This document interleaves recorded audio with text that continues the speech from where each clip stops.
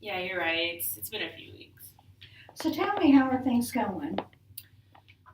Pretty much the same. Still having trouble with my classes.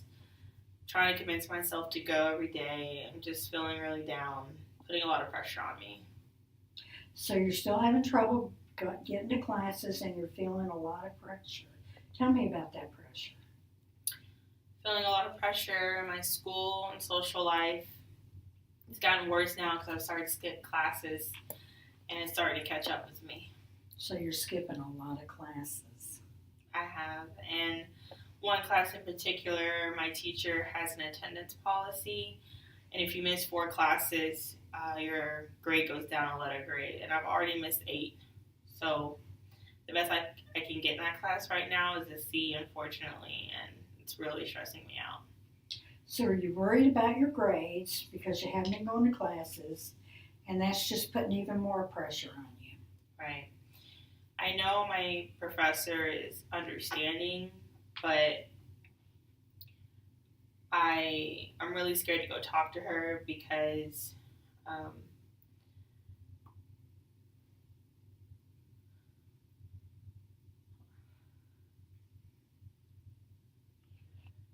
I know she's really understanding, and if I go talk to her, she may give me an exception. I'm just really scared, and I've been avoiding that conversation. So not only are you avoiding your classes, but you're also avoiding talking to your professor. Right. I just can't afford to get a C in that class. Um, this class is important for my degree, and if I need to go talk to her, I'm just afraid. I think she'll just. I'm afraid she'll think I'm just trying to get a free pass from her, and I'm afraid it won't go over well. At the same time, she might understand. Tell me more about being afraid or um, afraid and how that makes you feel. Um, for example, it's like when I'm getting ready to send her an email about setting up an appointment to go talk to her, I get freaked out and start thinking the worst and about how terrible things might go. Um, and there's just no telling what she thinks of me, so I just end up not sending it. That must be difficult. So let me clarify. When you're afraid, your thoughts are concerned about her opinion of you, and that's what's keeping you from sending the email. Right. I'm afraid that if she starts to think negatively of me, that it could hurt my grade even more. And I just don't want her to think poorly of me. That stresses me out. So I end up not going to any of my other classes, and I probably need to talk to those professors too. I'm just scared to do anything. I find myself just sitting and worrying about it, and I just feel more depressed. Can you tell me about any other specific times when you feel scared or afraid? Like scared about having to confront someone about something.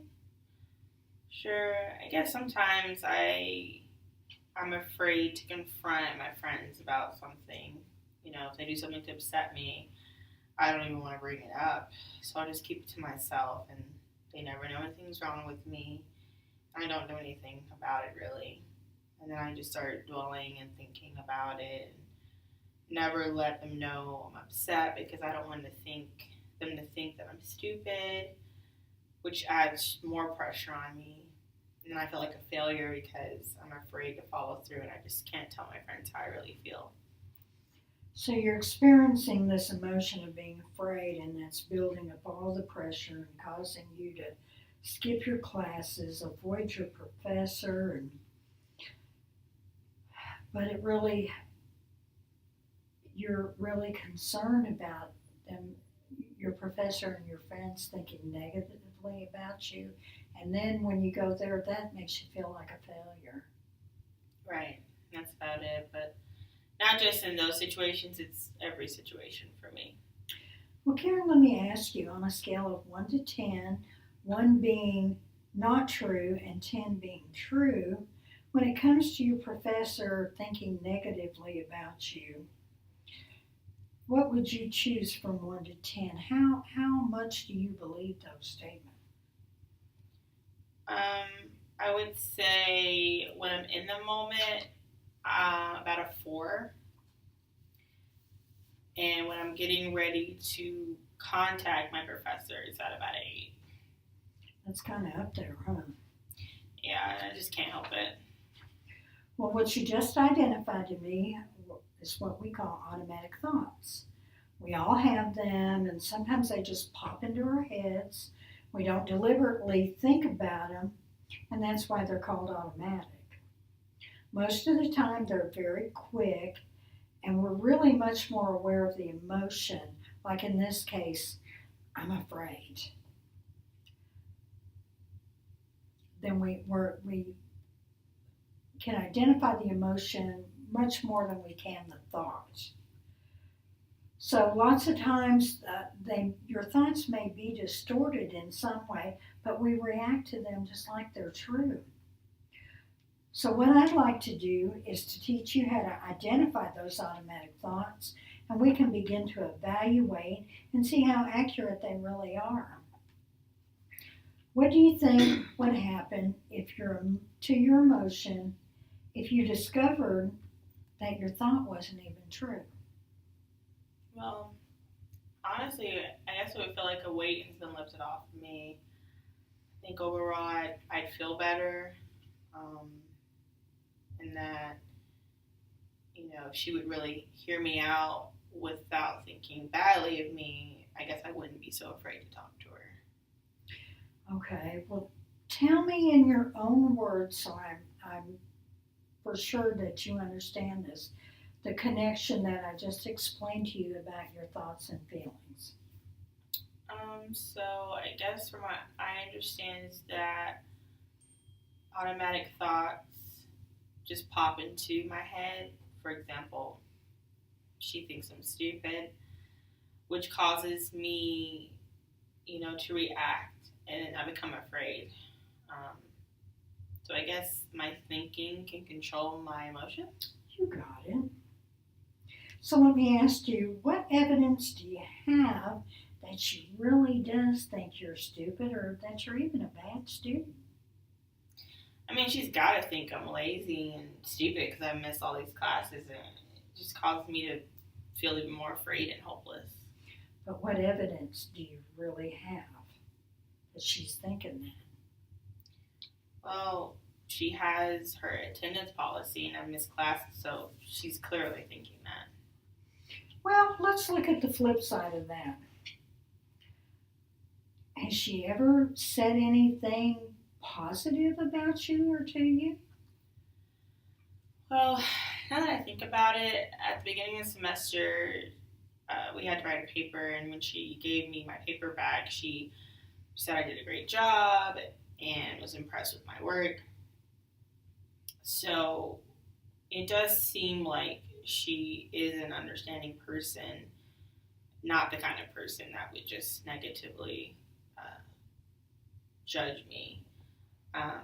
So I guess with the experience I've had thus far, she wouldn't be like that. So she did praise you for your good work, and she did say to you that you do have potential there. And you already know she presents herself as being an understanding person. So there is some good evidence that she's probably going to be understanding and sees that you do have the potential of being a successful student. Yeah, I guess that's right. If we take a look at this situation differently, let's look at it like this. If you had a friend in this situation who was close to making that appointment with the email to the professor but was hesitating, from the evidence that you know about this teacher yourself, what would you tell your friend? I guess I would remind my friend that, they've been in that professor's lectures, so that means they know how cool and understanding she is. And that it's not going to go badly if they meet with her. If anything, the teacher is going to respect them. is going to respect them for going and talking with her and explaining the situation. Well, how do you think all this might apply to your situation?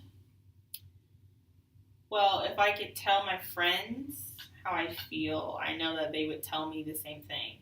You know, she's understanding. She'll probably respect you for going to her for help.